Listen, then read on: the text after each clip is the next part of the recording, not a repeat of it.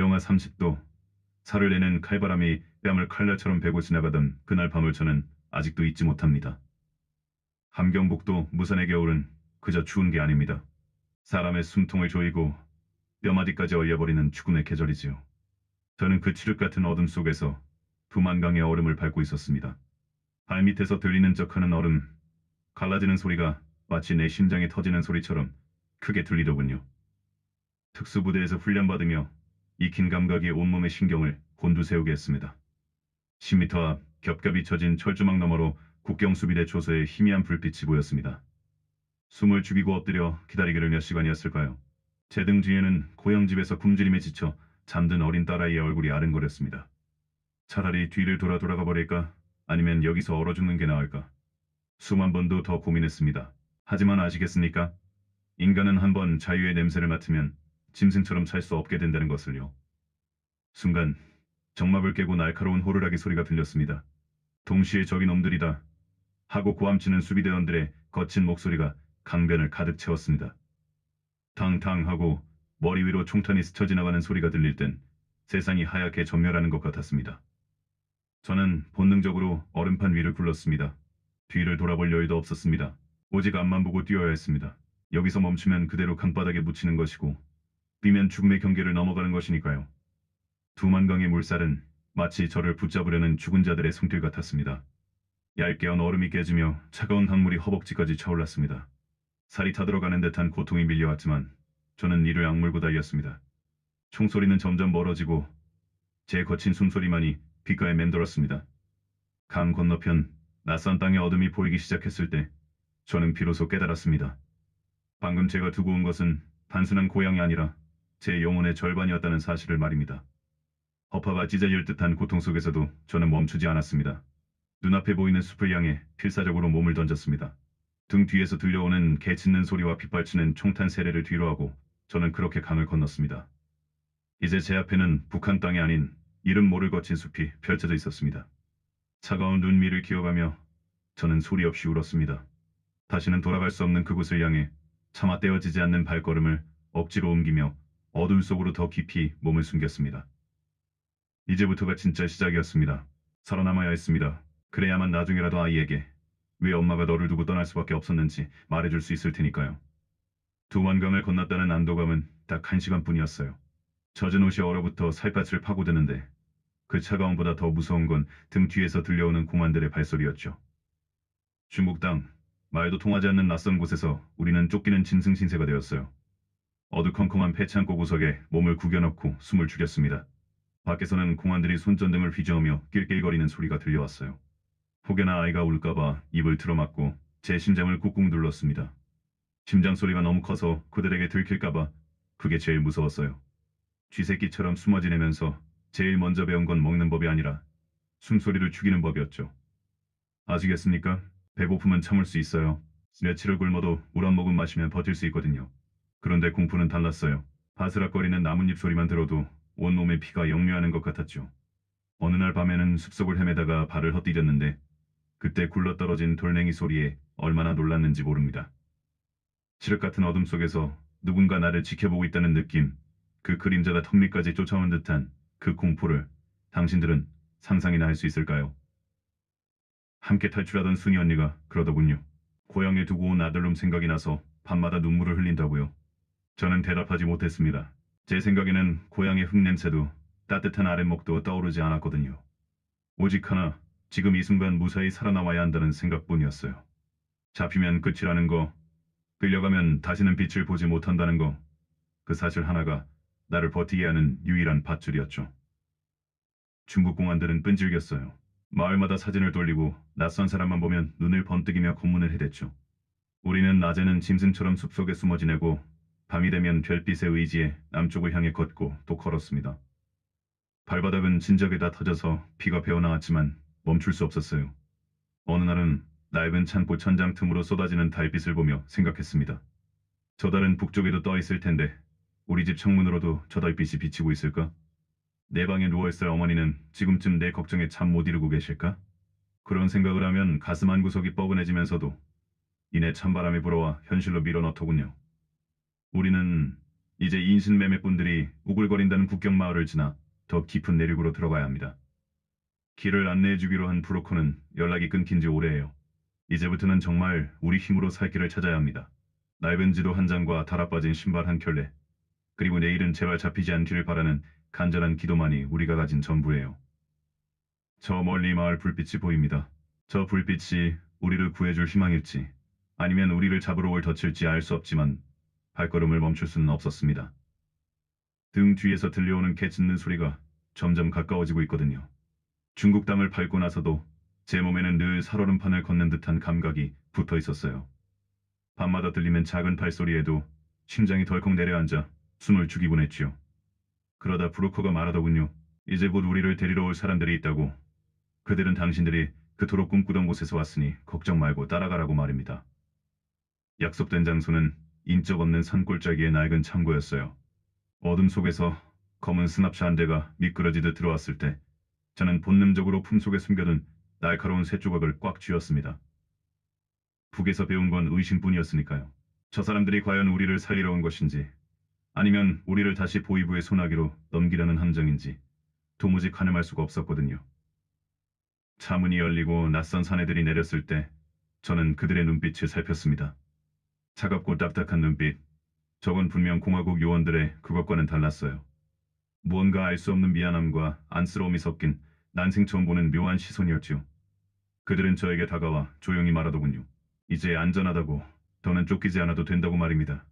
하지만 저는 그 말을 곧이곧대로 믿을 수 없었어요. 몸을 웅크린 채 그들이 건네는 물병을 받아들면서도 혹여나 독이라도 탔을까봐 냄새를 킁킁거리며 맡아보았죠. 곁에 있던 아이가 배가 고파 울음을 터뜨리자 저는 아이의 입을 막으며 다급하게 속삭였어요. 조용히 하라고, 여기서 소리를 내면 우리 모두 죽는다고 말입니다. 그때 한 남자가 다가와 아이에게 따뜻한 빵을 건네며 제게 정중히 고개를 숙였습니다. 대한민국에서 왔다고, 당신들을 끝까지 보호할 책임을 지고 왔다고 덧붙이더군요. 그제야 저는 꽉 쥐고 있던 쇠조각을 바닥에 떨어뜨렸습니다. 손바닥에 깊게 파인 자국이 그제야 아릿하게 통증으로 밀려오더군요. 차에 올라타자 문이 굳게 닫혔습니다. 창밖으로 낯선 풍경들이 빠르게 지나갔어요. 저는 창문에 이마를 대고 한참을 밖을 내다봤습니다. 저 멀리 보이는 산등성이가 고향의 뒷산과 닮은 것 같아 눈시울이 뜨거워지더군요. 이제 정말 끝난 걸까요? 국정원이라는 말로만 듣던 그곳의 보호를 받게 되면 정말로 인간답게 살 수 있는 걸까요?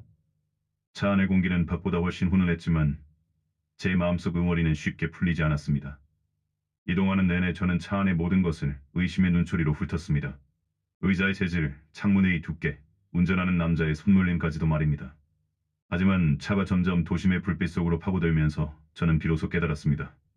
이제는 정말로 뒤를 돌아보지 않아도 되는 곳으로 가고 있다는 사실을요. 차량이 어느 지하 주차장으로 미끄러져 들어가 멈춰섰습니다. 차문이 열리자 서늘한 지하의 공기가 훅 끼쳐왔고 낯선 정복을 입은 사람들이 질서정연하게 우리를 기다리고 있었습니다. 저는 아이의 손을 더 꽉 잡았습니다. 그리고 생전 처음으로 낯선 이방인들의 손을 잡고 세상의 중심을 향해 발을 내디뎠습니다. 이제는 죽음의 공포가 아니라 이름 모를 희망이 저를 기다리고 있다는 것을 온몸으로 느끼면서 말입니다. 차가운 금속 책상이 제 손등에 닿을 때마다 소름이 돋아납니다. 이곳의 공기는 북한의 취조실과는 다르게 아주 건조하고 깨끗하더군요. 하지만 그 깨끗함이 오히려 저를 더 숨막히게 합니다. 맞은편에 앉은 김수현 수사관은 제 눈을 집요하게 들여다보고 있습니다. 마치 제 속안에 숨겨진 비밀들을 하나하나 끄집어내려는 것처럼 말입니다. 저는 그 시선을 피하지 않고 꼿꼿이 고개를 든 채 입을 굳게 닫고 있습니다. 여기서 조금이라도 빈틈을 보이면 저는 바로 먹잇감이 되고 말 것이라는 걸 너무나 잘 알기 때문입니다. 그들이 묻는 말들은 하나같이 제가 겪었던 지옥 같은 기억들을 헤집어 놓습니다.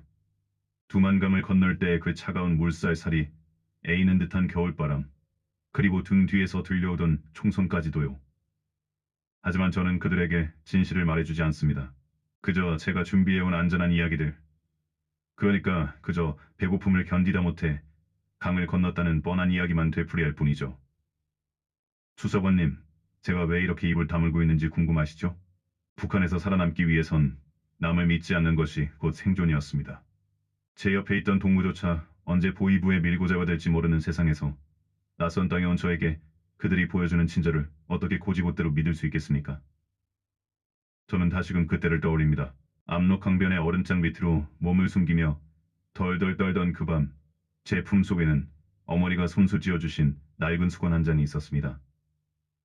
그 수건에 밴 흙냄새와 어머니의 땀냄새가 제 유일한 안식처였죠. 하지만 이곳에 들어오며 그마저도 소지품 검사라는 명목으로 빼앗겼습니다. 제게 남은 건 오직 머릿속에 각인된 기억과 그 기억을 지키기 위한 거짓된 방어 기제뿐입니다. 김수현 수사관이 서류를 덮으며 한숨을 내쉽니다. 그가 저를 향해 조금은 누그러진 목소리로 물 한 잔을 건네더군요. 영희 씨, 우리는 당신을 해치려는 게 아닙니다. 그 말이 낯설게 들립니다. 해치지 않는다는 말, 그건 북한에서도 수없이 들었던 감언이설이었으니까요. 저는 그 물잔을 쳐다보지도 않은 채 그저 창밖으로 보이는 낯선 서울의 하늘을 응시합니다. 저 하늘 너머, 제가 두고 온 가족들은 지금쯤 무엇을 하고 있을까요? 저를 배신자라고 손가락질하며 굶주림 속에 떨고 있을지, 아니면 저의 안부를 궁금해하며 밤잠을 설치고 있을지 상상조차 되지 않습니다. 저는 다시 한번 입술을 깨물며 마음을 다잡습니다. 여기서 무너지면 안 됩니다. 그들이 원하는 답을 주어서도 제 마음을 완전히 열어보여서도 안 됩니다. 제가 겪은 고통은 오직 저만의 것이어야 하고 제가 가진 기억은 저만이 온전히 간직해야 할 보물입니다. 저는 천천히 고개를 돌려 김수현 수사관의 눈을 똑바로 응시했습니다. 그리고 아주 나지막하고 차가운 목소리로 제가 준비해온 다음 거짓말을 내뱉기 시작했습니다. 그가 제 눈빛에서 무엇인가를 읽어내려 애쓰는 게 보였지만 저는 더 깊은 침묵과 더 정교한 거짓으로 저라는 사람을 철저히 포장했습니다. 이 팽팽한 줄다리기가 언제 끝날지 알 수 없지만 저는 결코 제 영혼의 문을 열어주지 않을 것입니다. 그가 다시 서류를 펼치며 무언가 적으려 할 때 저는 벽에 기대어 다시 한번 고향을 떠올렸습니다. 그리고 생각했습니다. 이곳에서도 저는 혼자서 살아남아야만 한다고 말입니다.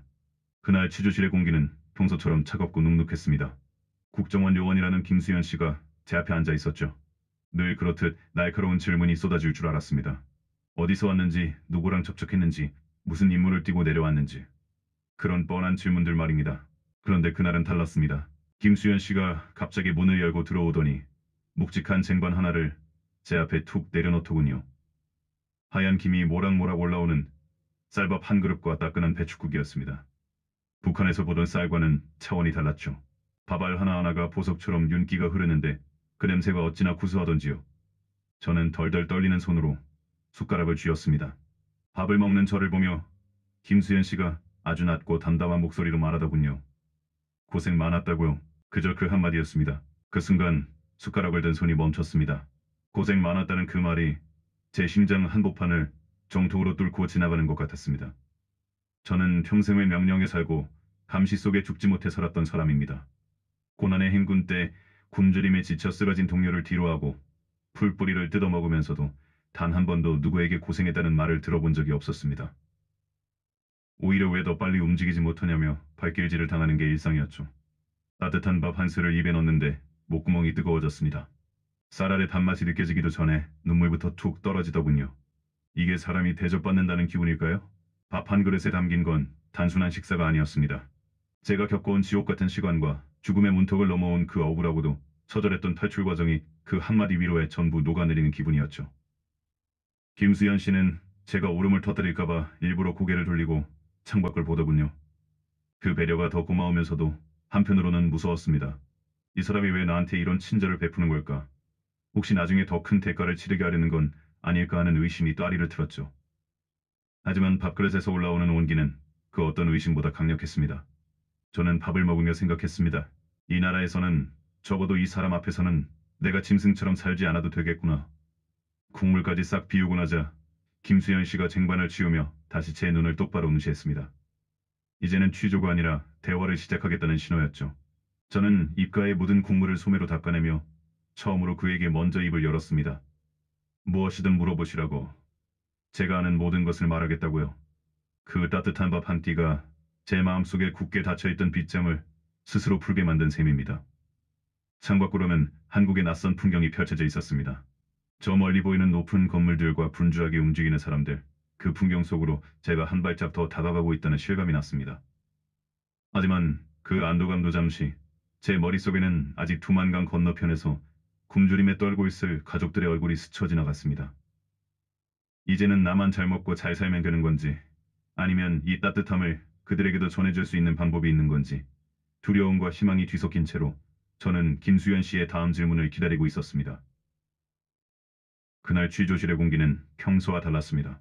삭막한 콘크리트 벽 사이로 스며든 희미한 햇살이 제 낡은 운동화 끝에 걸려 있었지요. 김수현 씨가 제 앞에 앉아 소리를 덮더니 펜을 내려놓고 가만히 저를 바라보더군요. 늘 그렇듯 제 가슴팍에 붙은 식별 번호를 부르며 신문을 시작할 줄 알았는데 그가 나지막이 입을 열었습니다. 최명희 씨, 이름이 참 고우시네요. 그 한마디에 심장이 덜컥 내려앉았습니다. 북한에서 저는 그저 84호였거나 전현으로 불렸습니다. 감시원들의 눈을 피해 숨죽여 살던 그 척박한 땅에서 제 이름은 이미 잊힌 지 오래였지요. 두만강을 건널 때 물살에 휩쓸려 사라진 것이 제 목숨뿐만이 아니라 제 이름 석자였다고 생각했습니다. 그런데 지금 저를 취조하던 그 사람이 제 이름을 불러준 겁니다. 처음으로 사람이 사람 대접을 받는다는 게 어떤 건지 가슴 한쪽 구석에서 뜨거운 것이 울컥 치밀어 올랐습니다. 저는 손을 떨며 고개를 숙였습니다. 손등에는 굶주림과 추위로 갈라진 흉터가 그대로 남아 있었죠. 고향에서 보낸 마지막 겨울을 기억합니다. 땔감이 없어 얼어붙은 방바닥에서 동생과 서로의 체온을 나누며 덜덜 떨던 그 밤, 밖에서는 보위 부원들의 구둣발 소리가 들려오곤 했습니다. 누가 문을 두드리기만 해도 숨이 멎는 것 같았지요. 이름 대신 번호로 불리는 게 당연했던 그곳에서 저는 그저 사라져도 상관없는 소모품에 불과했습니다. 하지만 지금 이 사람은 제 눈을 피하지 않고 마치 세상에서 가장 소중한 이야기를 듣겠다는 듯 제 말을 기다려주고 있습니다. 김수현 씨는 제 떨리는 손을 보더니 억지로 대답을 강요하지 않았습니다. 대신 그는 묵묵히 따뜻한 차 한 잔을 제 앞에 밀어주며 말하더군요. 천천히 해도 괜찮아요. 여기서는 아무도 명희 씨를 재촉하지 않으니까요. 그 말이 제 마음의 빗장을 하나씩 무너뜨렸습니다.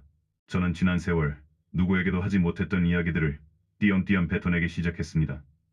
압록강의 차가운 물살이 뼈를 찌르던 감각, 국경을 넘으며 뒤돌아보던 부모님의 구분 등, 그리고 죽음의 문턱에서 매일 밤 되뇌었던 이름 석자. 말을 할수록 목이 메어왔습니다. 제가 겪은 지옥 같은 시간들이 그저 한낱 비극이 아니라 누군가에게는 들어줄 가치가 있는 삶의 기록이라는 사실을 깨달았기 때문입니다. 김수현 씨의 눈빛은 흔들림이 없었습니다. 제가 겪은 공포와 고통을 그는 자신의 일처럼 진지하게 마주하고 있었습니다. 사람이 사람을 온전히 대한다는 것이 이런 기분일까요? 얼어붙었던 땅에 봄이 오듯 제 마음 깊은 곳에서부터 딱딱하게 굳어있던 벽들이 허물어지는 소리가 들리는 듯 했습니다. 이제야 비로소 제 이름으로 불릴 수 있겠다는 생각이 들었습니다. 비록 몸은 아직 낯선 이 땅의 주저실 안에 갇혀있지만 제 영혼만은 긴 겨울잠에서 깨어난 기분이었습니다. 저는 그에게 다시 말을 건넸습니다. 제 이름은 최명이라고 합니다. 그렇게 말하는 제 목소리가 처음으로 제 몸 안에서 울려 퍼졌습니다. 그가 지어준 미소는 제가 평생 기억할 가장 따뜻한 기억이 될 것 같았습니다. 이제 이 긴 어둠 속에서 저는 비로소 제 자신을 마주할 준비를 마쳤습니다. 수연 씨, 오늘 이렇게 따뜻한 차 한 잔 앞에 두고 앉아 있으니 문득 그런 생각이 드네요. 내가 정말로 사람이 맞았나? 아니면 그저 거대한 기계의 톱니바퀴 하나였나 하는 생각 말이에요. 저기 창밖으로 보이는 저 화려한 불빛들. 여기 사람들은 참 당연하게 누리고 살지만 그게 얼마나 피눈물 나는 대가로 얻어진 건지 짐작이나 하시겠어요? 고향에 있을 때 저는 그저 배급 명부에 적힌 숫자 하나에 불과했어요. 매일 아침 당의 구호를 외치며 눈을 뜨고 밤이면 혹시라도 이웃이 내 삶고대를 엿듣지는 않을까 숨죽여야 했죠. 겨울이면 간바람이 칼날처럼 살갗을 파고드는데 땔감이 없어 얼어붙은 방바닥에서 며칠을 굶으며 지냈는지 몰라요. 그때는 그게 고통인지도 몰랐어요. 원래 세상이 다 그렇게 춥고 배고픈 줄로만 알았으니까요. 아시겠어요? 인간이 희망이라는 걸 잃어버리면 그저 짐승처럼 오늘 하루 숨 쉬는 것에만 급급하게 된다는 걸요. 탈출하던 그 밤 두만강 물길은 왜 그리도 검고 차가웠는지 모르겠어요. 발이 얼어붙어 감각이 사라지는데도 뒤에서 들려오는 총소리, 그 공포가 너무 커서 아픈 줄도 몰랐죠. 물속에서 허우적대며 생각했어요. 내가 여기서 죽으면 내 이름 속자 기억해줄 사람 하나 없겠구나. 그 생각이 저를 살게 했어요. 짐승이 아닌 사람으로 죽고 싶다는 그 간절함 하나가 저를 여기까지 밀어올린 거예요. 수연 씨, 저는 북한에 있을 때 단 한 번도 나 자신을 위해 울어본 적이 없어요. 울면 약해 보이니까, 울면 반동으로 몰릴까봐 그저 꼿꼿하게 참는 법만 배웠죠. 그런데 이상하게 당신 앞에만 앉으면 그 억눌렸던 시간들이 툭 터지듯 쏟아져 나와요. 저기 식탁 위에 놓인 김이 모락모락 나는 밥 한 공기. 그게 평생을 바쳐도 얻지 못했던 자유의 맛이라는 걸 이제야 알 것 같아요. 지금 제 눈앞에 당신이 있고 이렇게 숨을 쉴 수 있다는 게 꿈만 같아요. 하지만 가끔 밤이 깊어지면 고향에 두고 온 어머니 얼굴이 떠올라요. 그 어둠 속에서 저를 기다리다 끝내 울음을 삼키셨을 어머니 생각만 하면 지금 제 이 평온함이 죄스럽게 느껴져서 견딜 수가 없어요. 내가 여기서 이렇게 잘 먹고 따뜻하게 지내는 게 과연 그분들의 희생 위에 세워진 사치인 건 아닐까요? 말해주세요, 수연 씨. 제가 이제야 비로소 사람이 되었다고 말해주면 이 멍든 마음이 조금은 씻겨 내려갈까요? 사실은 너무 무서워요. 내일 눈을 떴을 때 이 모든 게 헛된 꿈일까봐. 내가 다시 그 차가운 강물 속에 그 끔찍한 감시의 굴레 속에 갇혀 있을까봐 말이에요. 지금 이 순간에도 제 안에서는 아직도 북쪽의 그 차가운 바람이 불고 있는데, 네. 당신이 잡아준 이 온기가 사라질까봐 겁이 납니다. 하지만 이제는 조금씩 믿어보려 해요. 당신이 내 이름을 불러줄 때마다 나는 조금씩 더 선명한 사람이 되어가고 있다는 것을요. 밖에는 벌써 어둠이 내리고 있네요. 저 어둠 저편에 두고 온 내 삶의 파편들이 언젠가는 빛을 보게 될 날이 올까요? 처음 조사실 문을 열고 나왔을 때 가장 먼저 느낀 건 공기였어요. 북한에서는 겨울바람이 살을 애는 칼날 같았거든요. 땔감이 부족해 언손을 비비며 덜덜 떨던 그 공포의 기억이 늘 뼛속까지 박혀 있었는데 여기서 맞는 바람은 이상하게도 덜 차갑게 느껴지더군요. 아니, 정확히 말하면 마음이 놓여서 그랬던 것 같아요. 뒤에서 누가 쫓아오지 않을까? 내가 한 말이 감시원 뒤에 들어가지 않았을까? 밤새 뒤척이던 그 지옥 같은 날들이 드디어 끝났다는 실감이 났기 때문이죠. 국정원 조사관 선생님이 건네준 새 옷을 입고 거울 앞에 섰을 때 저는 저 자신을 알아보지 못했어요. 괭알이 들어가서 생기라고는 없던 눈빛이 며칠 사이 밥을 챙겨 먹고 마음을 추스르니 조금씩 사람의 형상을 찾아가고 있더라고요. 조사관 선생님이 그랬어요. 이제 당신은 누구의 감시도 받지 않고 당신 이름 석자를 당당히 말하며 살 수 있는 대한민국 국민이라고요.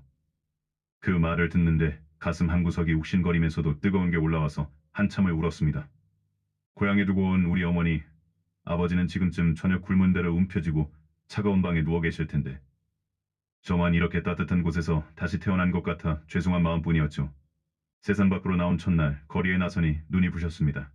높은 빌딩들이 하늘을 찌를 듯 솟아있고 사람들은 저마다 바쁘게 어디론가 향하고 있었죠. 북한에서는 길거리에서 사람을 만나면 서로 눈치 보느라 바빴거든요. 혹시라도 제가 이상한 행동을 할까봐 혹은 저 사람이 저를 신고할까봐 늘 고개를 숙이고 다녔으니까요. 그런데 여기 사람들은 서로에게 무관심하더군요. 그 무관심이 처음엔 너무 차갑게 느껴졌는데 가만히 생각해보니 그게 바로 자유라는 걸 깨달았습니다. 누구도 내 사상과 행동을 검열하지 않는다는 거, 그게 얼마나 큰 축복인지 아시겠습니까? 편의점이라는 곳에 처음 들어갔을 때의 충격은 아직도 잊히지 않아요. 그 작은 가게에 먹을 게 얼마나 많은지 산처럼 쌓인 과자며 음료수들을 보며 한참을 넋을 놓고 서 있었죠. 북한에서는 옥수수 한 알도 배급받기 위해 수령님 찬양가를 불러야 했고 장마당에서 뭘 하나 사려 해도 눈치를 보며 숨죽여야 했는데 여기선 돈만 있으면 누구나 평등하게 물건을 살 수 있다는 사실이 믿기지 않았어요. 이제 저는 과거의 명의가 아니에요. 두만강을 건너며 죽음의 문턱을 넘나들던 그 겁쟁이도 아니고 취조실에서 벌벌 떨며 눈물 흘리던 망명객도 아닙니다. 저는 이제 대한민국이라는 나라의 당당한 일원이 되어 제 이름으로 된 통장을 만들고 제 힘으로 번 돈으로 밥을 사 먹으며 살아가려 합니다. 물론 고향에 두고 온 가족들을 생각하면 가끔은 숨이 턱 막히고 가슴이 저려오지만 제가 여기서 온전하게 사람답게 살아가는 모습이 언젠가 그들에게 닿을 작은 희망이 되리라 믿어요. 조사실 복도를 지나 마침내 외부와 연결된 정문을 통과했습니다. 문 밖으로 쏟아지는 햇살이 눈부시게 밝더군요. 길을 걷다 우연히 마주친 아이가 저를 보며 해맑게 웃어주는데 그 웃음소리가 마치 내일의 희망처럼 들렸습니다. 이제 진짜 시작이에요. 낯선 땅에서 다시 시작하는 내 삶이 부디 이전의 아픔들을 씻어내고 온전한 사람으로 꽃피울 수 있기를 간절히 빌며 저는 처음 보는 서울의 거리를 향해 조심스레 첫 발을 내디뎠습니다. 어디로 가야 할지, 무엇을 먼저 해야 할지 아직은 막막하기만 하지만 적어도 뒤를 돌아보며 겁낼 필요는 없다는 사실 하나만으로도 충분히 살만한 세상이라는 생각이 들더군요.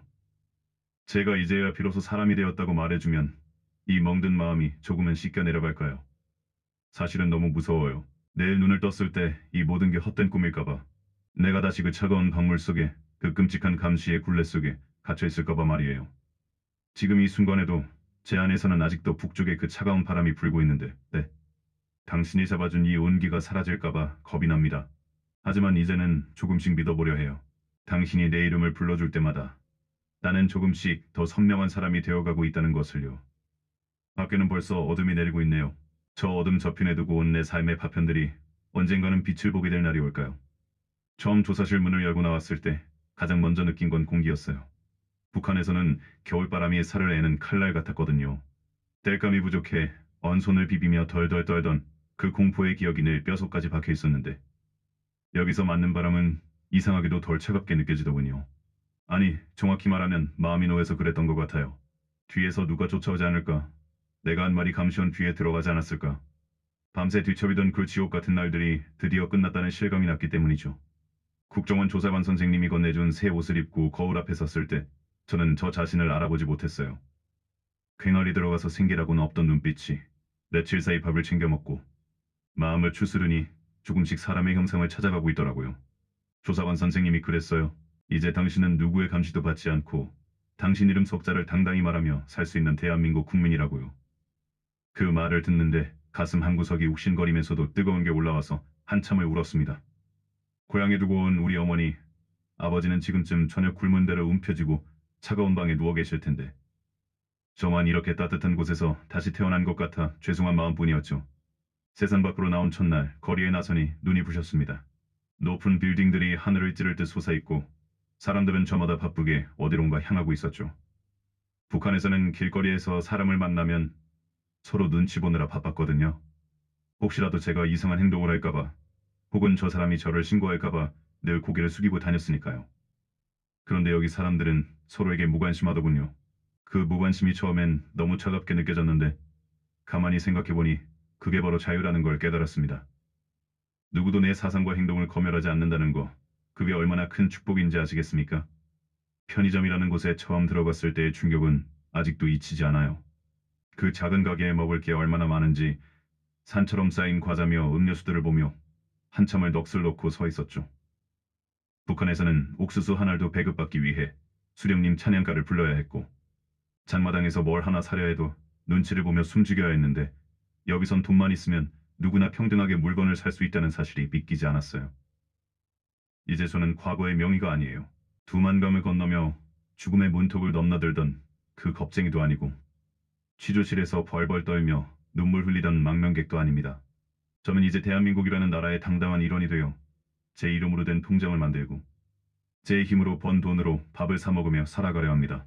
물론 고향에 두고 온 가족들을 생각하면 가끔은 숨이 턱 막히고 가슴이 저려오지만 제가 여기서 온전하게 사람답게 살아가는 모습이 언젠가 그들에게 닿을 작은 희망이 되리라 믿어요. 조사실 복도를 지나 마침내 외부와 연결된 정문을 통과했습니다. 문 밖으로 쏟아지는 햇살이 눈부시게 밝더군요. 길을 걷다 우연히 마주친 아이가 저를 보며 해맑게 웃어주는데 그 웃음소리가 마치 내일의 희망처럼 들렸습니다. 이제 진짜 시작이에요. 낯선 땅에서 다시 시작하는 내 삶이 부디 이전의 아픔들을 씻어내고 온전한 사람으로 꽃피울 수 있기를 간절히 빌며 저는 처음 보는 서울의 거리를 향해 조심스레 첫발을 내디뎠습니다.